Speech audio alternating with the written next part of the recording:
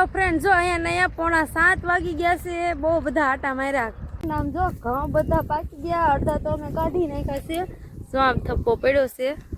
અત્યારે કેવો સનસેટ નજારો શું કહેવાય। જો અમે ક્યારના ઘરે પહોંચી ગયા હતા 2:30 વાગે, 2:30 પોણા 3 વાગે, પછી આવીને તડકાના સૂઈ ગયા। તો અત્યારે 4 વાગી ગયા છે અને અત્યારે મારે જવાનું છે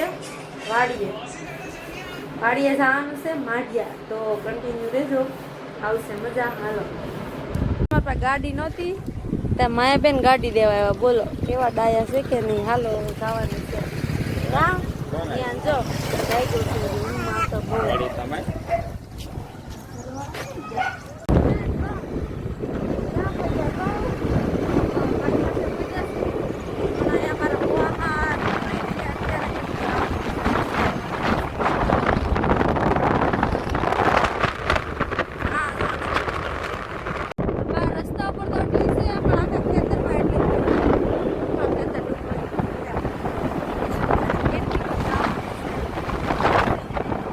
તો જો વાંગર આવી ગયું છે।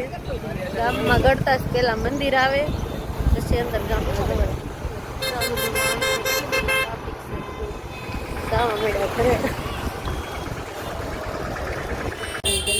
છે ને જૂનું થાનક છે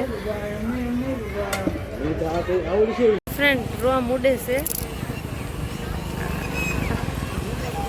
150 ઘંટી ફોન કહું હવન તો પૂરો થઈ ગયો છે, 3 દિવસથી શરૂ હતો।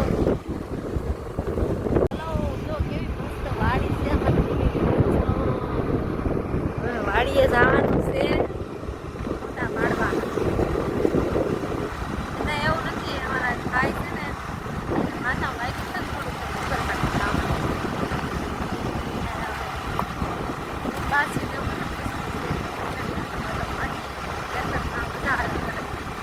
આમ જો ઘઉં બધા પાકી ગયા, અડધા તો અમે કાઢી નાખ્યા છે। જો આમ થપ્પો પડ્યો છે। અત્યારે કેવો સનસેટ નજારો શું કહેવાય, સનસેટ જ કહેવાય ને। સનસેટ જો કેટલો મસ્ત વ્યૂ આવે છે। લા અમાર શેઠ કે મને તો લે, તમને તો લેવાના જ હોય ને। જીયાંશભાઈ અમારે વયા ગયા છે એના ફ્રેન્ડ હારે આટા મારવા, મારા બેનના છોકરાઓ છે ને એની હારે। તો ફ્રેન્ડ જો અહીંયા પોણા 7 વાગી ગયા છે, બહુ બધા આટા માર્યા। આ એમ કે અહીંયા ઘઉંમાં ન જાવ, ઘઉંથી બીવે છે। બોલો એવું ન હોય, પણ ટાઈમ નહોતો ક્યાં, બહુ મોડું થતું હતું ને એટલા માટે। પણ અહીંયા આવું ને તો મારી લાડ બધી જૂની જૂની યાદો છે ને તાજી થઈ જાય। કેટલું મને યાદ આવવા મળે, કેમ કે અહીંયા હું ઘણા વર્ષ રહીને એટલા માટે। જો પહેલાં અમે અહીંયા રહેતા ને ત્યારે અહીંયા મકાન હતું જૂનું પતરાવાળું, અને અહીંયા જો ઓલું પણ હવેડો છે, ચોકડી છે ને અહીંયા રસોઈ બનાવતા, અહીંયા હુવાનું ને એવી રીતનું બધું હતું। અહીંયા જો આ લીમડાના સાયા નીચે આખો દિવસ બેસવાની, હિંચકા ખાવાની, બહુ મજા આવતી। આમ તો જો કેટલા મોટા 2 લીમડા છે, પણ હવે ઓલે પણ એ નવું મકાન બની ગયું છે ને તો અત્યારે આ બધું ફેરવી નાખ્યું છે, તો ત્યાં જ ગઈ છે।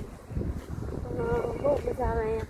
મને એમ થાય કે હું અઠવાડિયાનો ટાઈમ લઈને અઠવાડિયું રોકાવા આવું, એવો વિચાર આવે। બોલો મને કાંઈ ટાઈમ જ નથી મળતો, ઘણી વાર આવવું હોય તો કંઈક ને કંઈક જવાનું થાય, તો વયું જવાનું થાય। હવે અહીંયા જો અહીંનું બધું આ બધું રહેવાનું, ખાવા પીવાનું, હુવા બેહવાનું હતું, એ બધું અહીંયા ફરી ગયું। તો ત્યાં મકાને બની ગયું, ગાયો માટે સપ્પર ને એવું બનાવી નાખ્યું છે, પાણીનો હવેડો બધું ત્યાં થઈ ગયું।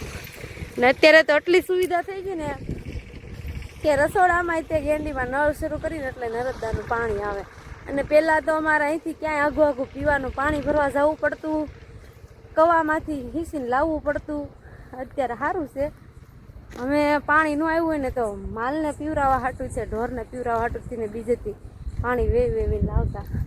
અત્યારે તો રોજ પાણી આવે છે, મોટર શરૂ કરી એટલે ટાંકો ને બધું ભરાઈ જાય છે, એટલી સુવિધા થઈ ગઈ છે ને રહેવાની મજા આવે। પણ હવે ટાઈમ નથી। બોલો હાલો જો અમારા કેટલા માલ છે ને હું તમને કહું।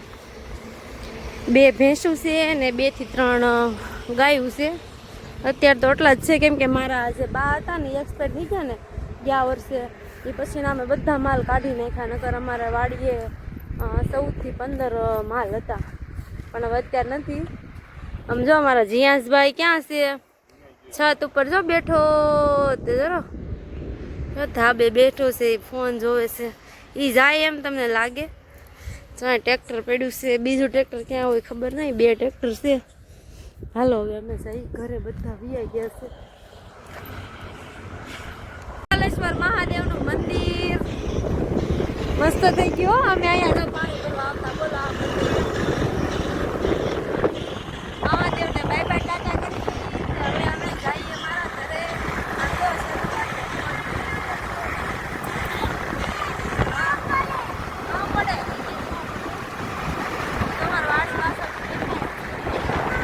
હાલો જો અમે વીઆઈ હતા ઘરે ક્યાં ના પણ છે ને ફૂલ દડું હતું ને ત્યાં ગયા હતા પણ ડીઝલનો બહુ અવાજ આવતો હતો એટલે બ્લોક કાંઈ શૂટ કર્યો નહોતો અત્યારે હવે પાછા તૈયાર થઈ ગયા છીએ જવાનું છે મામાના ઘરે આટો મારવા અને જમવા જવાનું છે ફોન આવે છે કે હાલો જમવા આવો તો જઈશી ચલો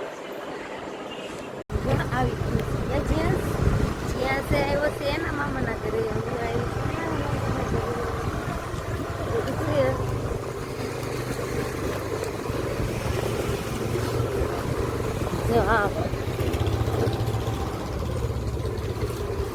અમે પોગી તો ક્યાં ના ગયા હતા પણ રસોઈ બનાવતા હતા રસોઈમાં જો કેટલું બધું બનાવ્યું છે પંજાબી શાક ને પૂરી વેફર ને ભૂંગળા બટેટા બધું તૈયાર કરી નાખ્યું છે કેમ મારા ભાભી મારા મામી ને આમ પાછા રસોઈ બનાવી